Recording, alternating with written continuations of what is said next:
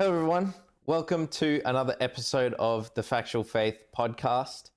I am sorry for the 6 months that I have spent away from recording, but as I've started a new job and a whole bunch of things have changed, as you can see, the scenery has changed as well. I have spent a bit of time away working on the podcast and getting my life in order with the new job. And we're back with a new episode, and I have my friend Dan. Dan is the host of a blog page. I'll let him explain a little more in a minute. But we're just going to go through Dan's story of what inspired the blog and specifically what inspired a couple of blogs that he's written recently. Dan, take it away. Yeah, thanks, Chris. It's terrific to be here with you, and I'm excited to be part of the conversation and having this chat with you today. So thanks for the invite. A bit about my story for your listeners. I grew up in a Christian family and loved Jesus from as long as I can remember. I loved reading about the stories in the Bible. In fact, we had this beautifully illustrated set of Bible stories that I would just devour over and over. I nailed the Bible trivia competitions that we had in kids' church. It was a niche skill, to be sure. But it was a real passion of mine. And yet, all my childhood, I learned the stories of the Bible, and there was something missing that didn't make it click together in one big story. And grew up, loving Jesus, serving in my church community, and really heavily active and involved in it. It was when I was 18 and left school that I was invited to this conference that for the first time in my life, pieced together the stories of the Bible into the story of the Bible. And suddenly everything clicked together in the big picture. It was like the jigsaw puzzle had finally been pieced together for me. And I would say that it's the reason why I'm still following Jesus today. That big understanding of the story of Scripture is so encompassing, so comprehensive, so cosmic and universal, that it has just gripped me. And since then, I've been unfolding the ramifications ever since. So that's a bit of the background about why I started this blog. So this blog is called Storydwelling, and the idea behind it is that we all have a story that we live inside of, a way of making sense of the world. And for a long time, my story about the Bible was one that started with sin and ended with judgment. It started at Genesis 3. You've sinned, you've fallen short of the glory of God. And it ended in Revelation 20. Judgment's coming, Christ is returning. Where are you going to spend eternity? And it would use the 10 Commandments to prove my guilt before God. Have you ever lied? Have you ever stolen? Have you ever looked with lust? Yes. Okay, so you're a lying, thieving, guilty person deserving of judgment. And while there are elements of truth to that story, it distorts, I think, the big biblical drama and the goodness of it too. It changes one's motivation for coming to Christ, and it is just a lot less beautiful. Whereas when you start with the goodness of creation, then end with coming new creation, you have hope-filled, redemptive and participatory story in which we are invited to play a role, and we're not just passively sitting around twiddling our thumbs waiting for the life raft to come and take us away to some yonder shore. And it gives us a job for here and now, makes what we do here and now relevant. And I'm passionate about telling this big story. One of the things that I think is really important too is that we don't just know the story ourselves, but we also know the culture's story and stories that grip and engage culture, which is why I love films, I love movies. And as I was watching Mad Max, I think was the first one that really struck me. I was watching the story unfold, and there was something deeply true about it that gripped me. And as I thought about it afterwards, I realized, you know what, this is actually the way that we think about heaven. And I I applied like a spiritual layer to it, and the story unfolded to me in a way that blew my mind. I thought, wow, the way that this story unfolds accurately represents how many Christians believe that the future will unfold. And yet it also points at the fallacies of it and portrays a more biblical story through the way that, you know, the storytelling happens. So I don't know if you want me to get into that right now, but Well, I think we'll definitely get there Yeah, okay. at some point, regardless, right? yeah. One theme that you brought up, I just today finished reading your post on Mad Max. Yep. And I think you really nailed the analogy, or bringing an analogy out of this concept where you have this group of people who they want to get out. They want to get out of Earth, and they want to go to the special place, right?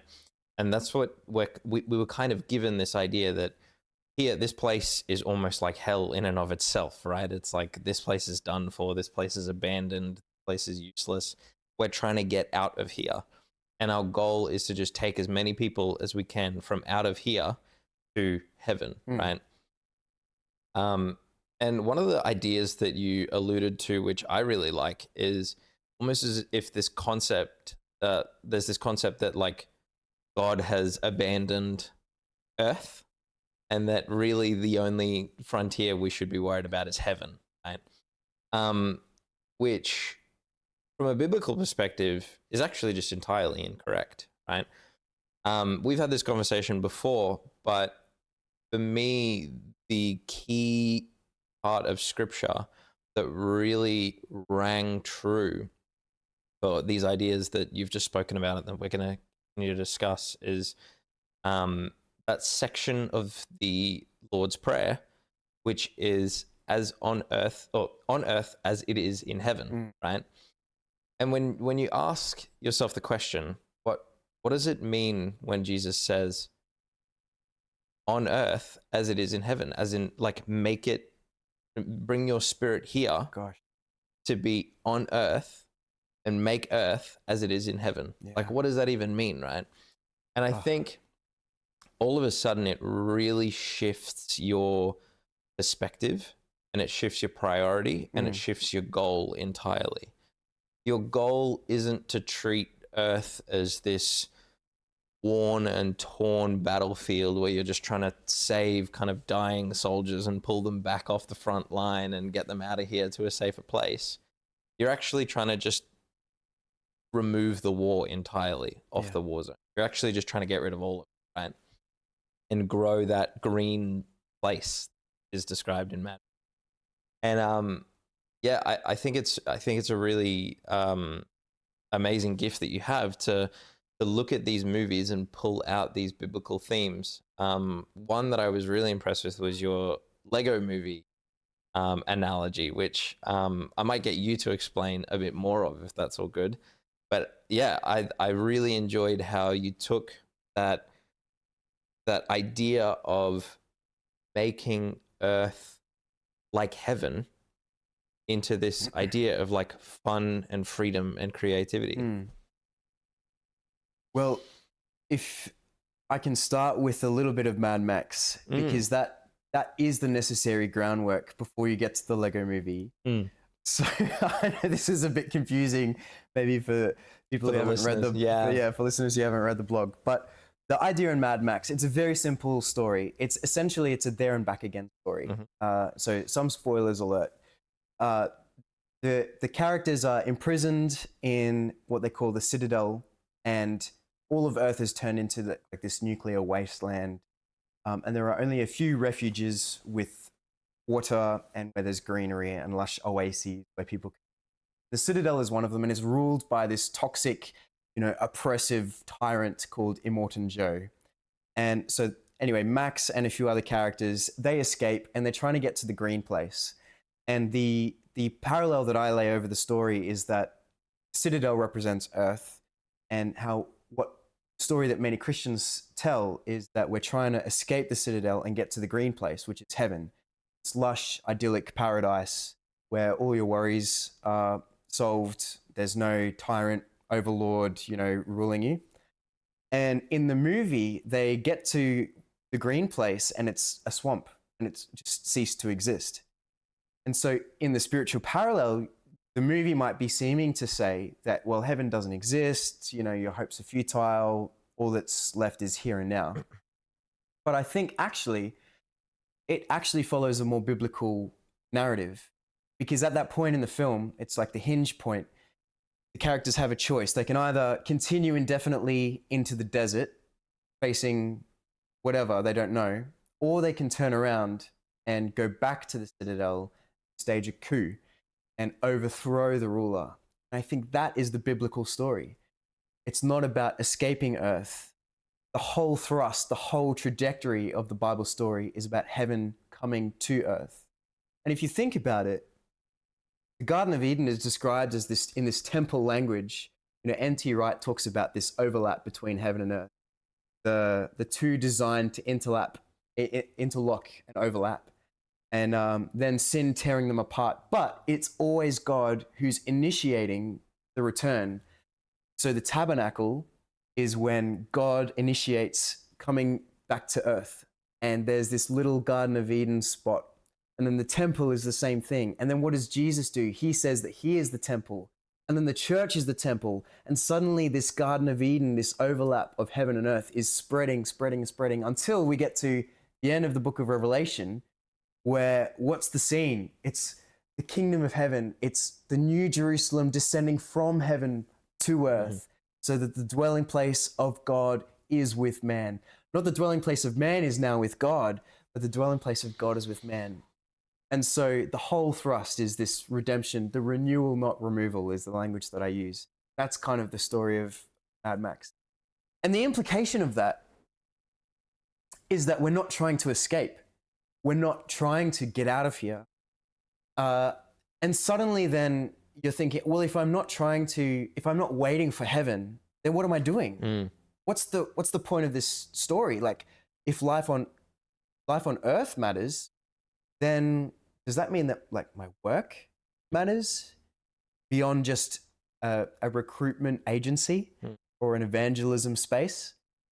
The work itself, like the building sector, like if I work in a kitchen, does that work? If I stock shelves at Woolies, does that matter in the kingdom of God? And I would say absolutely it does. Absolutely it does. Everything that we do for the kingdom, for God, matters and it counts. And that's where the Lego movie comes into play. Yeah, I am a huge fan of that point where we get lost in this idea of purpose, right? Purpose becomes this nebulous thing of, well, what I'm doing is actually not as important as a doctor. How could I possibly be doing anything for the kingdom? Like if I'm just a bookkeeper for a random t-shirt store, right? Or how could I be doing anything for the kingdom when like really what I'm doing is an offshoot of potentially something even shady? Maybe you work for a corrupt businessman or something like that, and you're like, oh man, like I'm doing the least holy thing in comparison to like my church pastor or my friend who moved overseas to Lord knows where to be a preacher or something like that. And I actually had this thought that came from something that happened to me somewhat recently, right? You know what Reddit is, right? Yes. So for Reddit, I have like a very small selection of subreddits that I use for some of my hobbies here and there. It's usually a combination of something to do with like video games and political news, a couple of other things, right? And recently, I started getting recommendations for the mycology mushroom subreddit. Wow. And my first thought was What like, is that? boring. I was like, mushrooms, whatever. This is boring, right? Like I was like, whatever. And then I had a look at like what this subreddit had built. They had built this like place where someone could send a photo of like random mushrooms that were growing in their background. And then there was like a whole bunch of trusted identifiers within the community that could be like, hey, that's this type of mushroom. it's edible and you can do this with it and it tastes really good in whatever. Cool. Or this person's like, oh, that's definitely not edible. It looks a lot like this edible one. Don't, or whatever. And there's been so many incredible posts that I've seen where like people are saving people's lives because like someone's kid ate a mushroom and they're like, what is this mushroom? And they're like, oh, this one's called this mushroom, to make sure that like this kid gets to the ER and they like get all their vitals monitored and whatever. And it's like life-saving stuff. And it all just came from the thought of like, oh man, mushrooms, how could this be important? Right? I'm so curious about how this ended up in your recommended Reddit. So I like, have no what shrooms idea. are you looking at? I have no idea. There are a lot of posts about the psilocybin ones though. They're very interesting. Yeah. But it was one of these things where I at first I thought this has no use to me. Like this doesn't even look like it has any use to anyone, right? Like this looks exceedingly boring. Yeah. But then the more I paid attention to it, the more that I was like, oh no, this is actually a really cool community of like people who they're just enjoying this incredibly detailed world of mushrooms and being able to like trade knowledge and show what people have explored and done. And, people have all these incredible recipes for all these extremely rare mushrooms. Probably will never even lay on, right? And I was like, oh, this is actually really cool. And it made me sort of think that, I think the earth is going to become this. I think Reddit is a little bit of a sign of like what the earth might actually become like, where, we'll see that person who's a bookkeeper for a t-shirt company and he's going to have like an art form to his job. And he's just going to do it in this way that's just incredible that all these other bookkeepers will be like, goodness, that's a phenomenal way of thinking. I've never done that before. And then there'll be someone else who, maybe they're just like a librarian for just a local library or something. And they have this way of running like kids reading programs that is just blown away. And everyone's like, she's an incredible librarian that has just built this like, this little ecosystem for kids reading that we thought of. And it becomes this place where like all of these little jobs all interact and intersect with each other and they're all incredibly valued, And I just, from me looking at this mycology subreddit out of nowhere, I was like, you know what? This is, to me, something that I think it's a little bit of a peek into what Earth is going to look like when we begin to tidy it up and when we begin to find purpose for every person. Subreddit temp. Yes, subredemption. Subreddit. Yeah, we'll work on that one. Yeah. Yeah, absolutely. It's like it's the double-decker couch, the Lego movie. Mm-hmm. Yeah, everything has value. Everything that you contribute into the world that you create for the kingdom. Paul talks of 1 Corinthians 15:58. That beautiful passage says, basically, like, your labor in the Lord is not in vain. Your labor in the Lord is not in vain. Anything that you somehow, there's this great metaphor of our lives being like a brick that gets put into God's cathedral, and you don't see how right now all your perspective is. It's just of this brick that you're kind of chiseling away at, you're carving away, you're smoothing over some rough surfaces. You don't know how it's going to be used, but somehow in the new creation, God is going to use your life and he's going to plant it somewhere, be able to see, God did something wonderful that was more than the sum of its own parts, that became something more greater in his. Yeah, and I love that picture. It's just so hope-filled. Yeah. The working in vain thing, I think, is something that really never struck me until I hit my late 20s.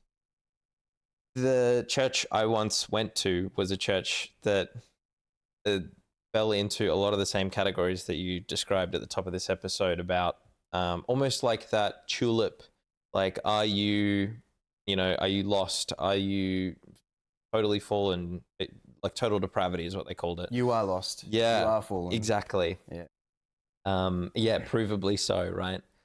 And for me, there was this pressure over my head to become something for the church in specific, right? And it was like a communicator, or at the very least, like a deacon or a teacher of some sort.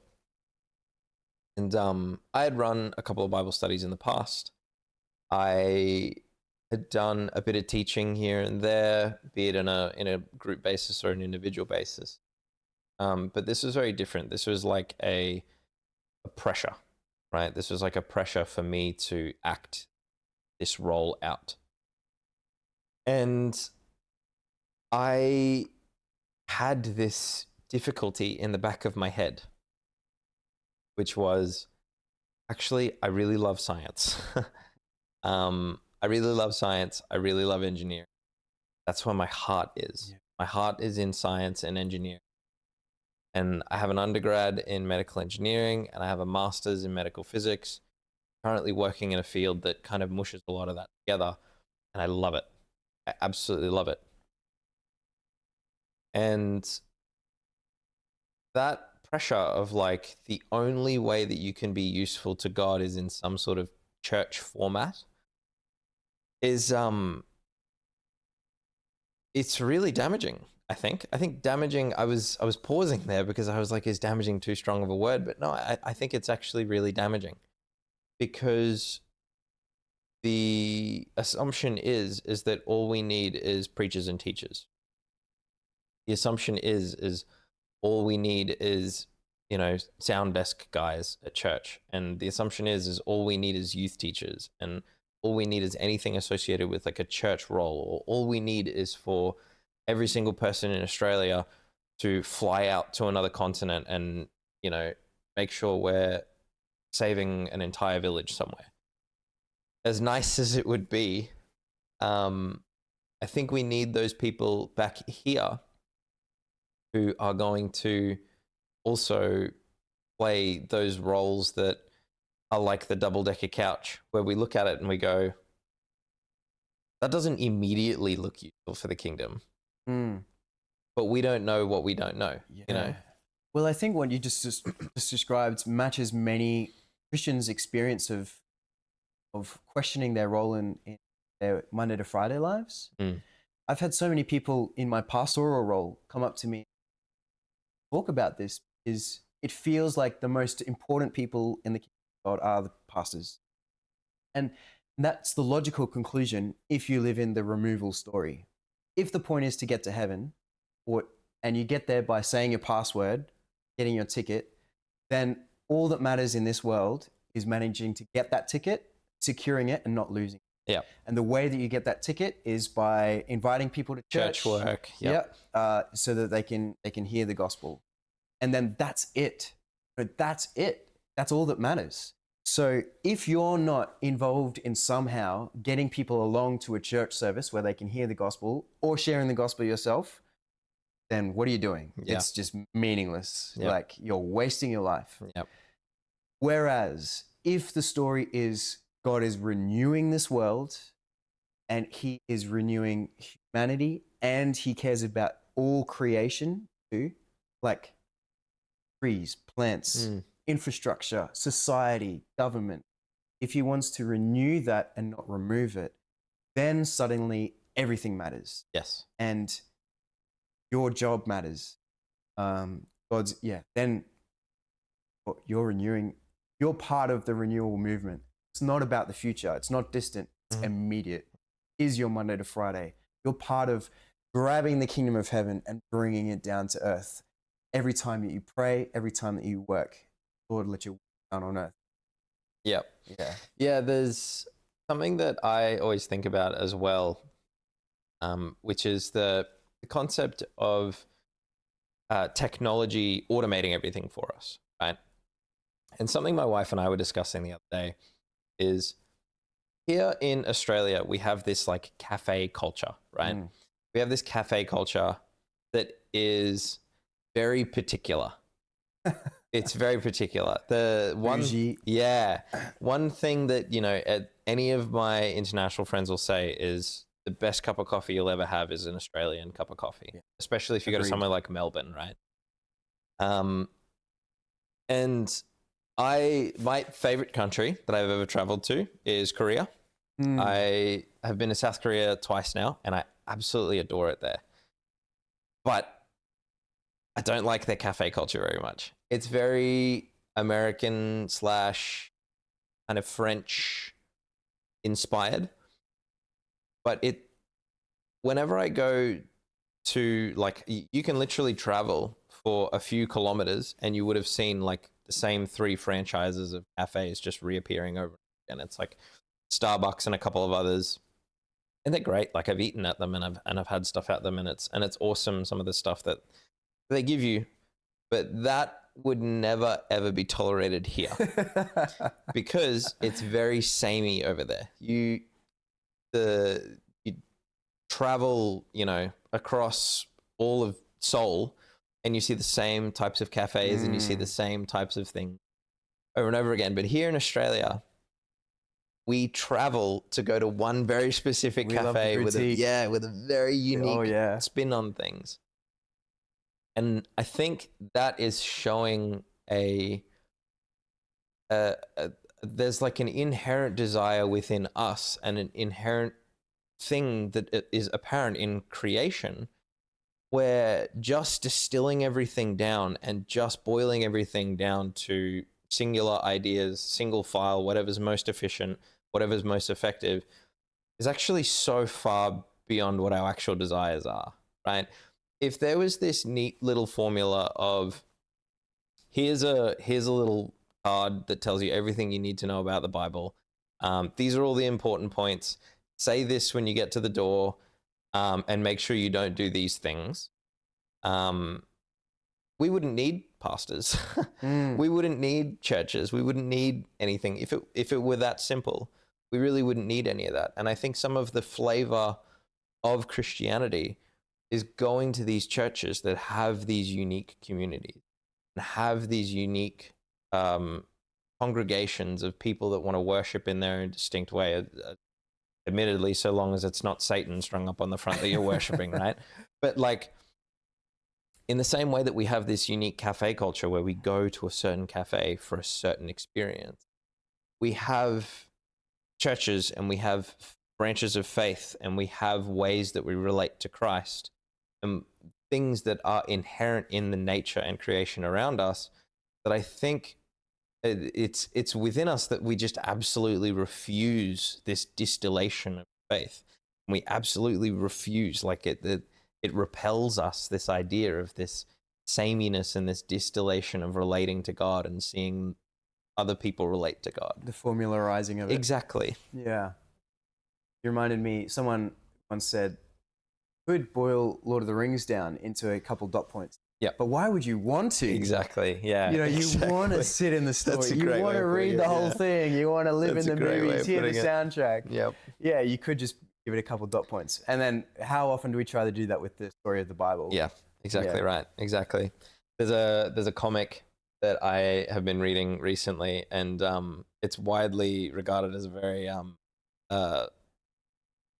strange comic. It takes on a weird idea and tries to make it cool, and it's one of the only comics that, in my opinion, it fully pulls it off. It's just this strange idea that's really cool, and I won't go into exactly what it is, otherwise I'll be here forever. Okay. But one thing that you can see in the artwork is that the artist just looks like he's having fun. Mm-hmm. Sometimes he just draws things in a panel because you can tell he just loves drawing, right? You can tell he just loves drawing. And sometimes when you're reading things like Lord of the Rings or Harry Potter or Dune or one of these amazing, vivid stories, even movies or TV shows, right? You just flick through it and you just get this idea that, like, oh, actually just really having fun with this. Yeah. And for me to just try and get the points of Lord of the Rings down what's the point, right? What's the point? Why would you want to when there's these scenes where you get to talk about how, some of the hobbits wake up and they talk about second breakfast or something like that. And it's like, well, you wanted to talk about the whole story of Lord of the Rings. You don't need the scene of second breakfast in there. Yeah. But boy, does it do a good job of entertaining you in that moment, right? And building this amazing ecosystem.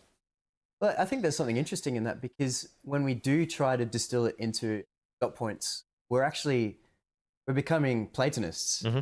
We're trying to say that the most important thing is what's internal, spiritual, the ethereal, the abstract, and that anything that's physical is fleshly and dirty, and we're trying to ascend to a higher elevation of being.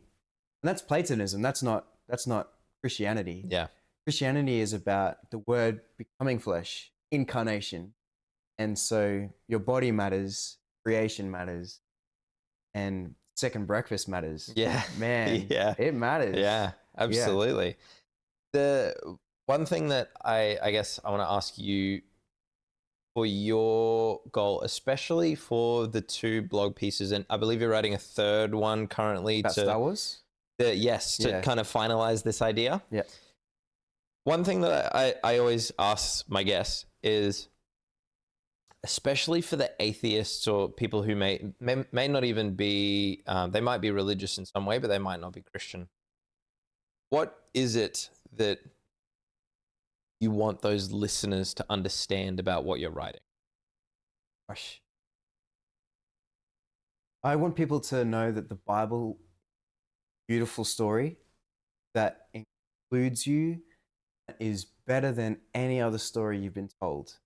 It is all about Jesus, and Jesus is better than you can imagine. And it is a gripping, thrilling roller coaster ride of a story. And it's complex, it's historical, it is ancient, but it has relevance for today. Man, and any good movie that you've seen and love borrows themes. Probably inspired. Yeah. Probably inspired by the Bible. All truth is truth, right? No matter where you find it. But man, the Bible is the truest truth that I've come across yet. I've done some reading and research and searching. So yeah. Yeah, that's a great message. And for me, it's something that I inspire to deliver on this podcast, which is the idea that I love the phrase "taste and see that the Lord is good." Yeah. I love that phrase because, in my opinion, that's actually a scientific phrase, right? I see that as a scientific phrase. Love it. Right? If you say gravity exists because if you let go of something, it'll fall. Taste and see that gravity is real, right? Bet your phone on it. Taste is pretty close to test. Yeah, exactly. It is. Yeah. Bet your mobile phone on it. If you don't believe that gravity is real, bet your mobile phone on it. Hold your mobile phone, let go of it, and see if it falls or not. Right? Yeah. And I think for a lot of us, we're kind of betting our existence on this, right? We're saying we are so sure that this is real and true and good that we can say to you, go have a look at the Gospels. Go have a look at some of the things that Jesus does and claims, and go and test if those things are true. Go and test. See that when the Lord was in the thick of his persecution, he would disappear away to spend time with the Father, and it would give him everything he needed to continue and persevere. When you're in the thick of your persecution, go and spend time away and seek the God of the Bible. Go and see what happens. Taste and see that the Lord is good. Have a go at it. Yeah. Go and test to see if our claims are true. I would also say, though, that the Bible is a very old text, and it's complicated, and it's difficult to read. And people have been reading it for 2,000 years longer. Still haven't fully unwrapped it all. Yeah. And so it's not something that you want to do on your own either. Do it in community and ask lots of questions. Find people who are willing to embrace questions, and not just give, to sit with you in questions. I think sometimes we're too quick to give answers. Yes. And too unwilling to listen to questions, consider the fact that we might be wrong. Mm. And gee, man, I've been so wrong about so many things. Absolutely. Yeah. Make a fool of yourself, don't you? Yeah. Oh yeah. Yep. Yeah. There's certainly something about patience and perseverance in especially the idea of, if you want to deliver Christ to someone, you need to be doing it in patience and perseverance. And if you want to understand Christ and what that Christian is delivering to you, you need to do it in patience and perseverance. There needs to be on what the Christian is delivering to you? I think both. Yeah, Okay. I think both. Because I don't know many, if any, people who have been just immediately satisfied by every single answer they hear and just immediately turn their whole belief system on a dime, right? It almost never happens. It's almost always a meditated thing that grows, and you work on it slowly but surely. And for me, most of my success stories associated with convincing people of Christ have been the ones and twos, have been the, hey, come over to my house, have a nice view and a fire, let's get a couple beers and have a chat. In that environment, I have delivered so much more of Christ to someone than I could have ever had in the past, when I had pamphlets that I was handing out to people saying, hey, you're a sinner, take one of these. Hey, you're probably not going to make it to heaven, take one of these. Hey, what's wrong with you? Take one of these, you know? Yeah, I hear that. But it's the way that the gospel writers did it, the way that Paul did it, the early church, relational evangelism. Yeah, disciples that make disciples. Yeah, that's a big one. So for the blog, one of the big things that that anyone will see is that you are very clearly trying to point out biblical themes in what would be considered as just like worldly media, something like that. And you made that statement earlier that we actually borrow so much more from the Bible that we're aware of. You know, many big books, videos, this, that, and the other. Do you believe that is a by design, written on our hearts kind of thing? Like, do you think this is something that is weaved into stories? Like, do you think stories are good because they reflect the story?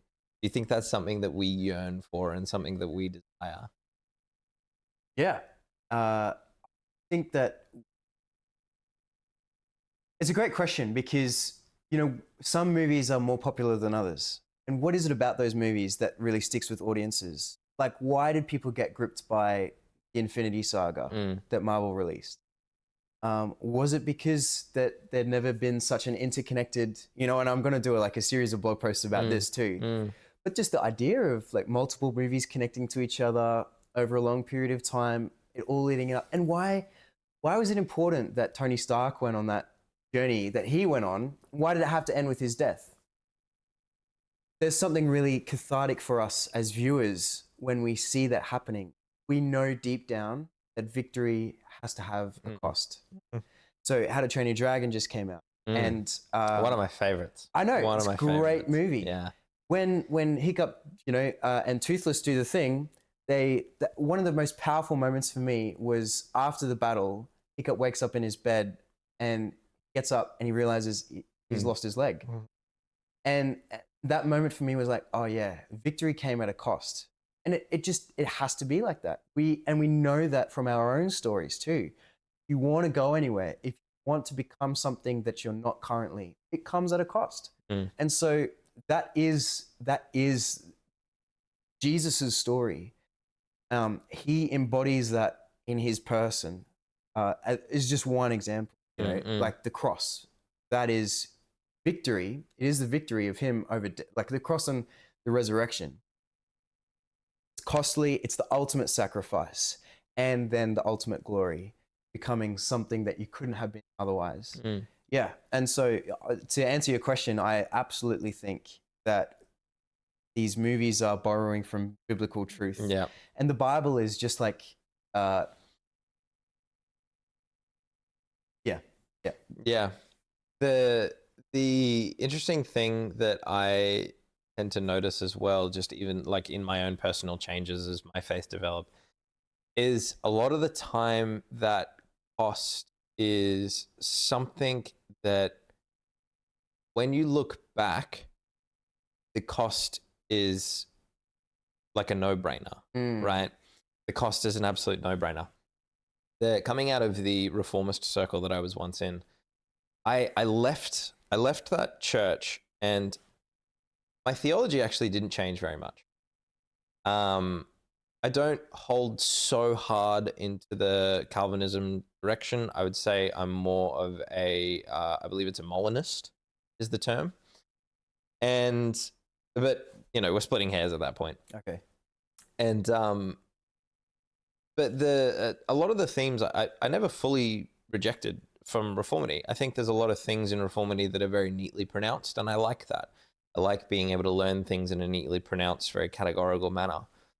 But when I left that church, one of the first thoughts that I had was, am I going to damn myself and my wife to hell by leaving this place? That was one of the big thoughts that I had. Wow. And the cost for me was going through that battle. The cost for me was the heartache and the tearing at my soul a little bit of... What was it that made you think that?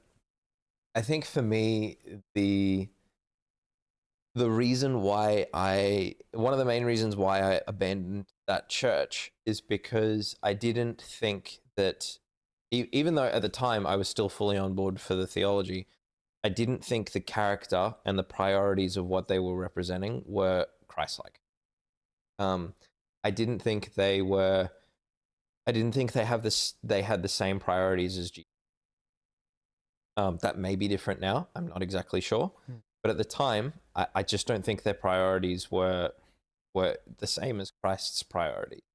So why would that make you feel like you're condemning yourself? Well, that's the interesting thing. It didn't make sense at the time, but for me, there was this thought that I was like, am I abandoning truth over some sort of like feeling and perception?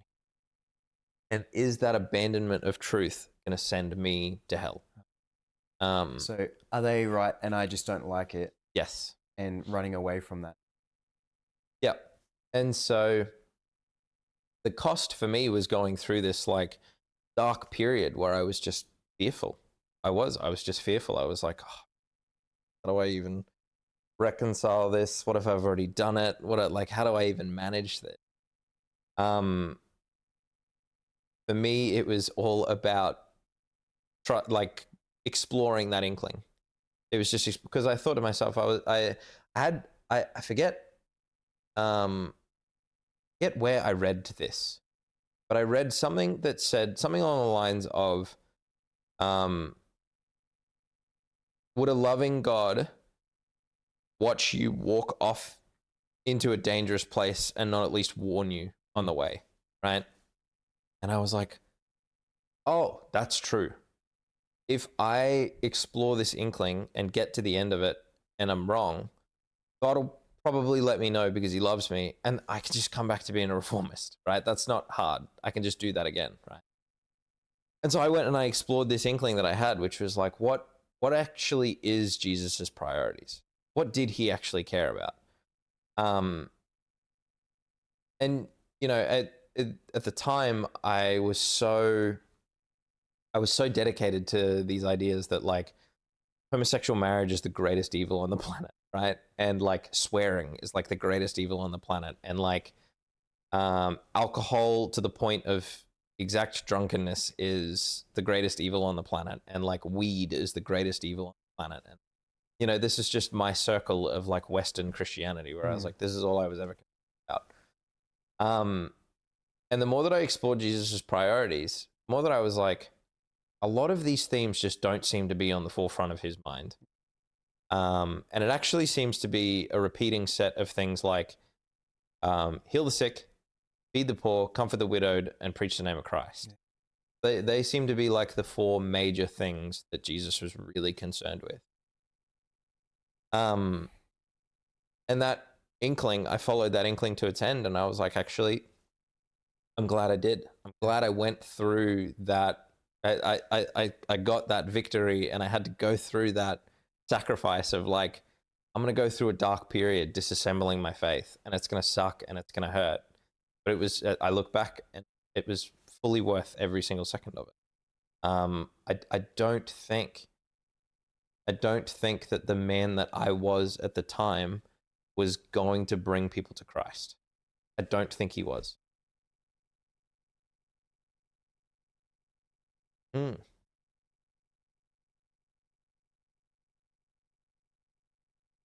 Yeah, to that's a great journey to go on, and I love that you like leaned into the question rather than avoided it. Yeah, but too quick to avoid questions. Yes. Difficult questions we run from.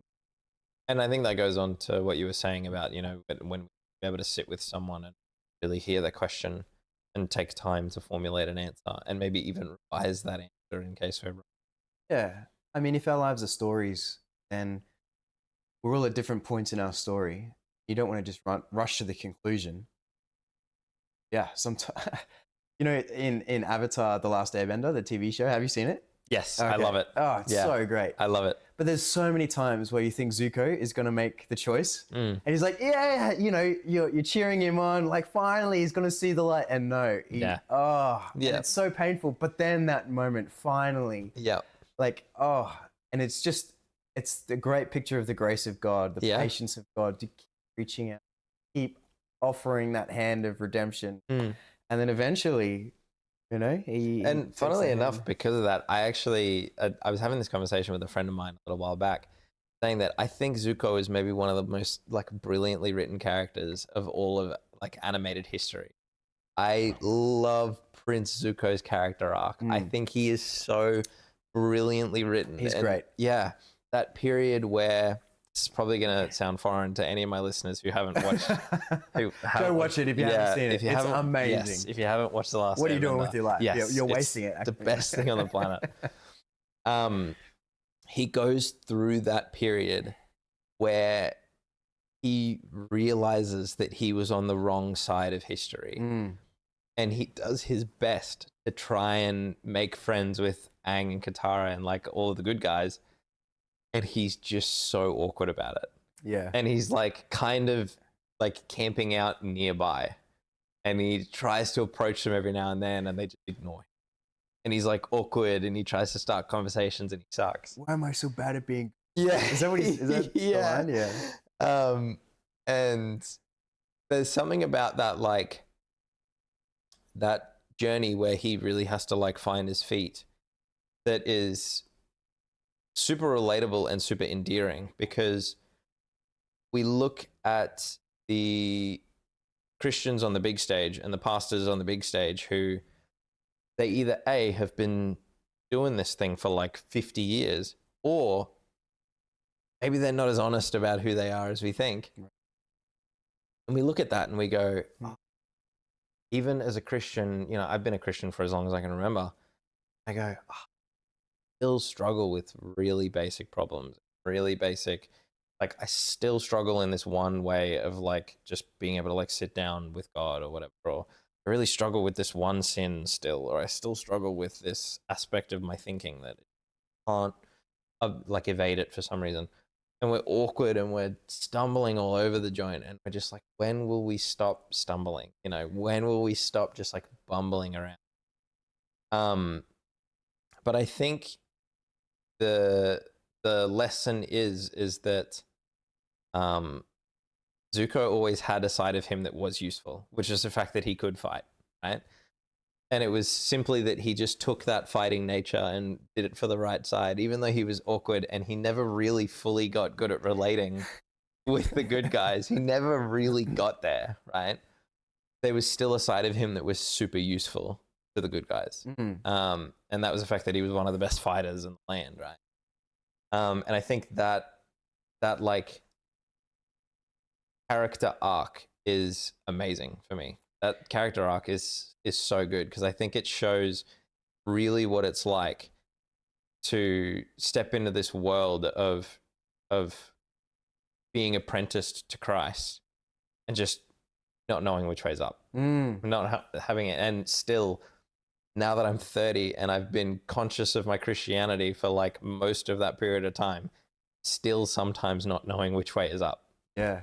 Well, isn't it interesting that, soccer, no, not soccer, like Katara is far less commonly mentioned as people's favorite than Zuko. And Katara is kind of like the goody two shoes who's just like the same.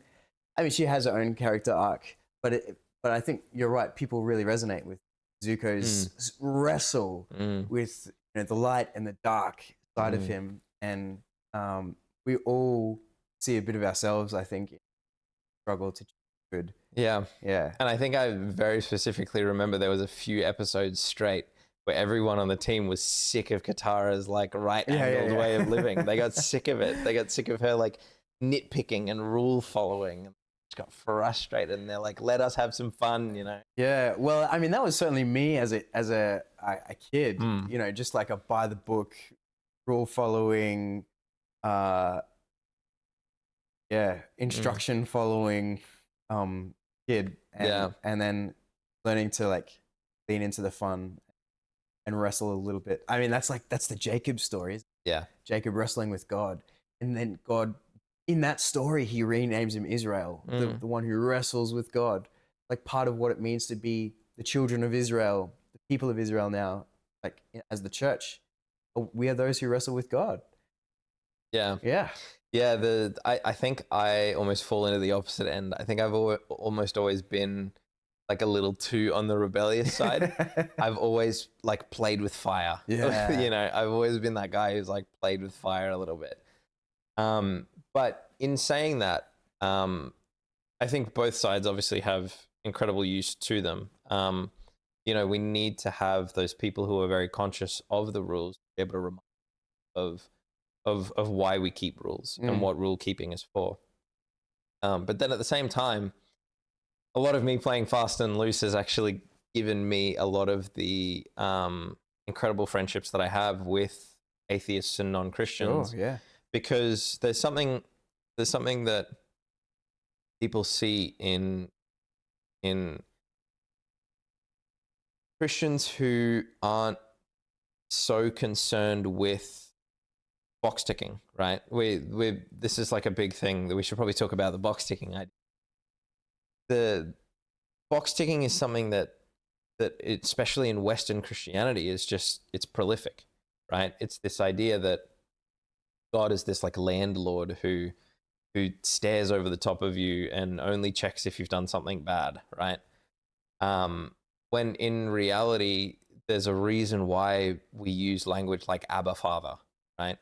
A good father who truly wants to relate to their children. And I think that box ticking attitude and that far too distilled down idea of who God is in terms of just making sure we don't sin, I think that's really unattractive. It's really unattractive. It's not what any of us desire or what even God designed us to desire. He didn't. I think the reason why preaching that kind of God doesn't work is because even God doesn't want us to preach that kind of God, right? God doesn't want us to label him as this like freak who just wants boxes ticked and A pluses on all your assignments. You're talking about the Lego movie. Yeah. God's not Lord Business. Yes. Yeah.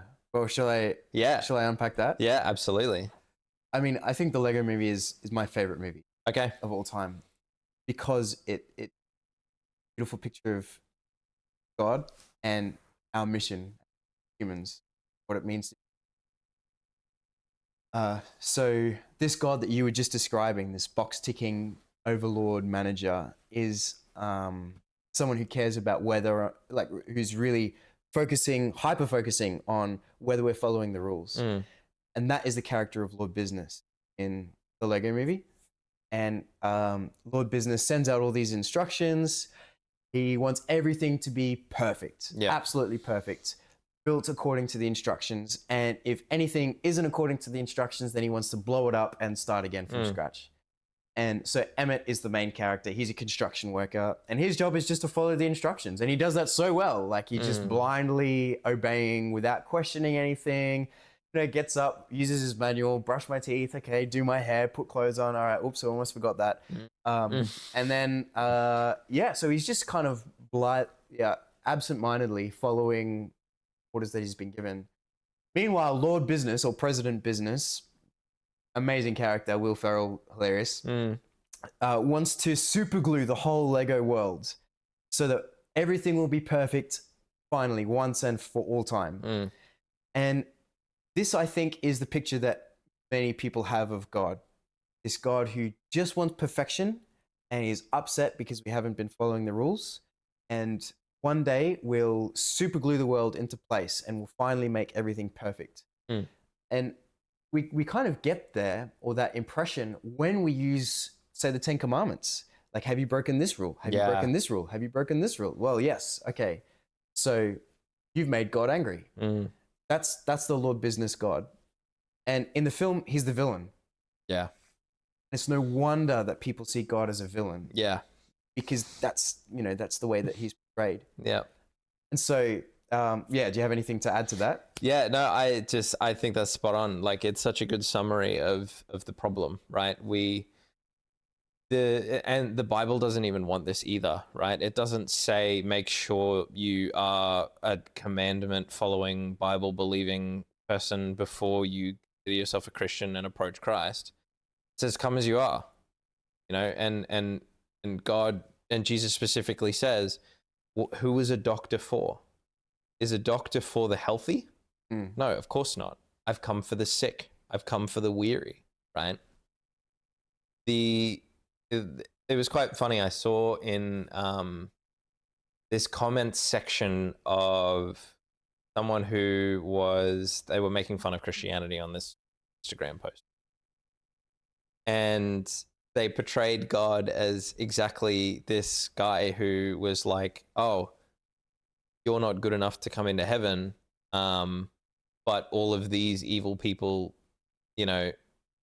have gone to hell have gone to heaven according to my Bible, right? Yeah. And one of the comments was just like, imagine thinking that you're meant to be clean before you go into a shower. And I was like, oh, that's a really, really good way of putting it, right? People have been delivered this idea of Christ, where it's like you need to be clean before you go into the thing that's meant to clean you, right? We aren't becoming Christians in a state of perfection. We don't arrive at Christianity, we enter into it. I would add, though, that perfection isn't, I have to be careful what I say here, but moral perfection isn't the goal. No. And if it is a goal, it's not the primary goal. Yes. Yeah. But I think we make it that. Because the big problem that we point out with humans is that we're morally imperfect. Yeah, I think I like putting it as perfection isn't the expectation. Yeah. Yeah. Yeah.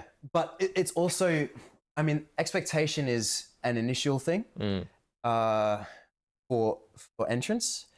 I would say that perfection is kind of a byproduct, but I even don't like really using the word perfection. Perfect. Yeah. Here's one of the things, like when people talk about the Garden of Eden, they often say, oh, well, God made the world perfect.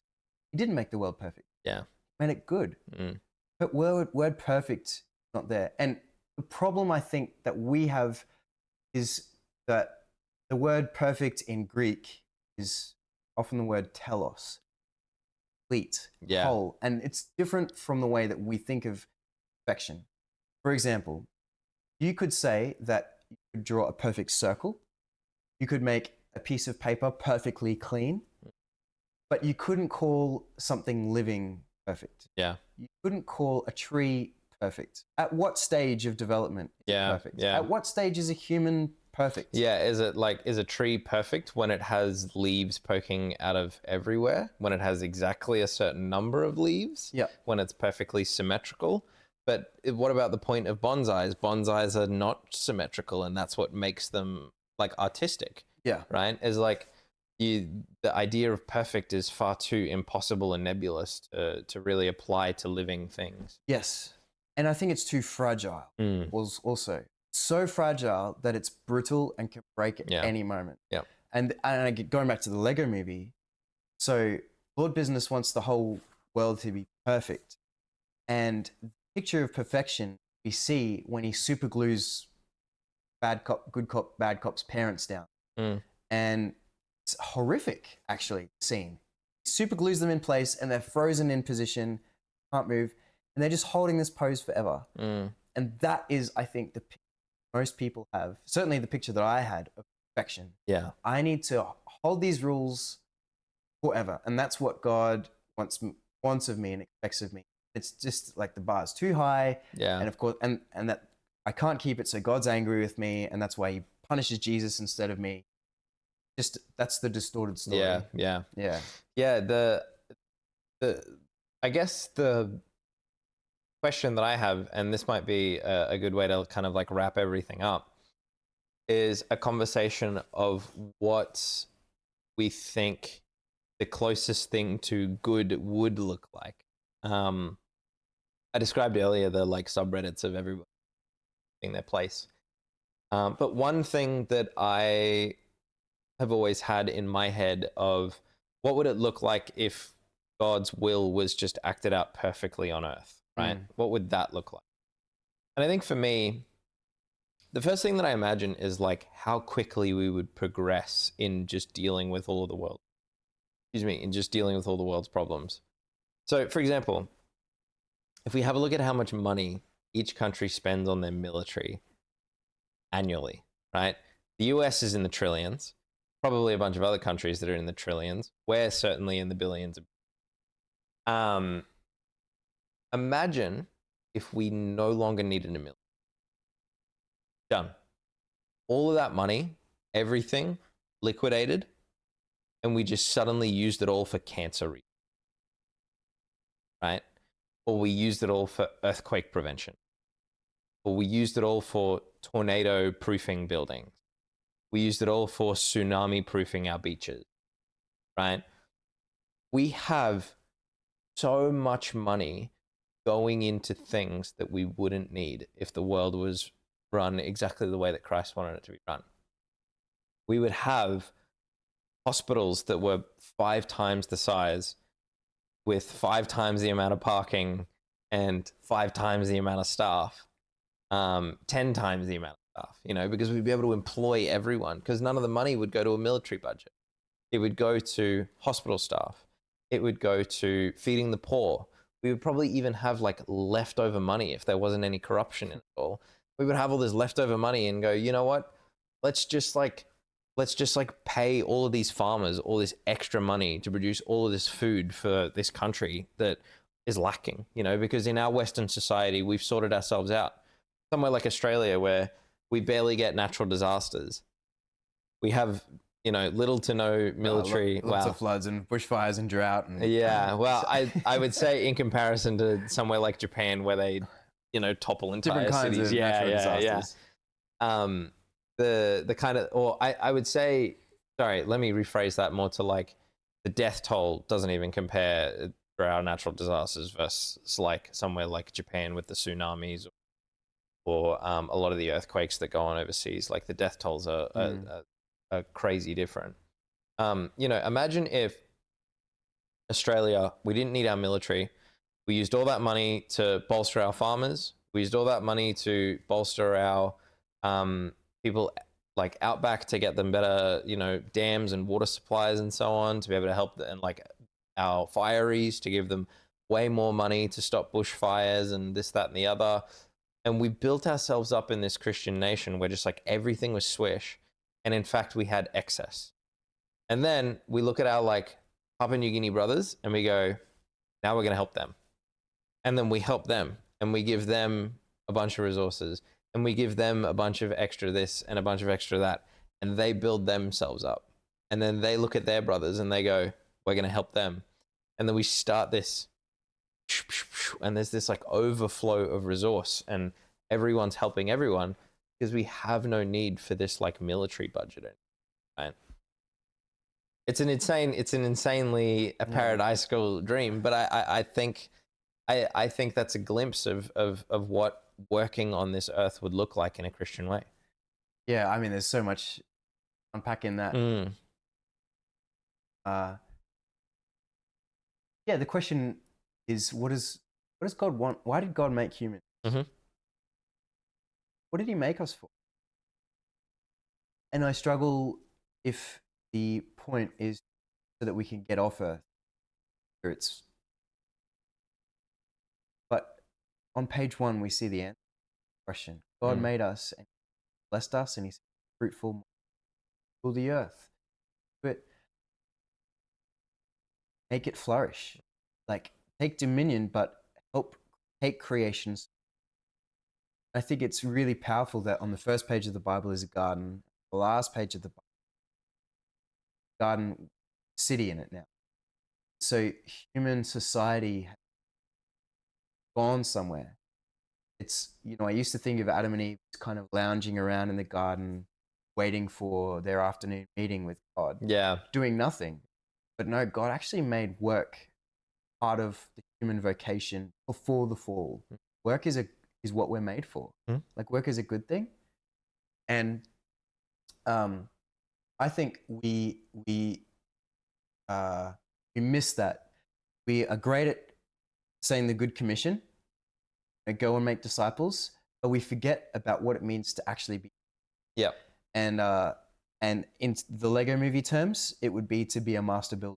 Yeah. To see all the pieces of this world and to see their potential, all the ways that they could be together in wonderful, creative, and wacky and zany ways that only you can think about, like a double-decker couch, and building that and offering it to the world, to each other, to God. Worship and gratitude, gift, bless someone. That is like being a master builder. Yeah. That's the Lego movie language, and that's like kind of my life goal. Yeah. I want to be a master builder, someone who can see the raw potential of the world and take it and make something new, offer it. Yeah. Yeah. I love that idea that work is something that is free fall and it's a good thing. I think that ties in a little bit to that subreddit story that I was telling you, because like I picture this world where there's going to be some guy out there who, even before we really turn this place into heaven, right? Even today, in this day and age, where you get someone who, like, maybe they're a bit on the spectrum, maybe they're like autistic or something, and they love organizing stuff, right? What I would love to see is a world where we look at someone like them and we go, let's pay this guy to like clean up people's businesses, right? Let's pay this guy because he loves organizing stuff. Let's say he loves organizing books, right?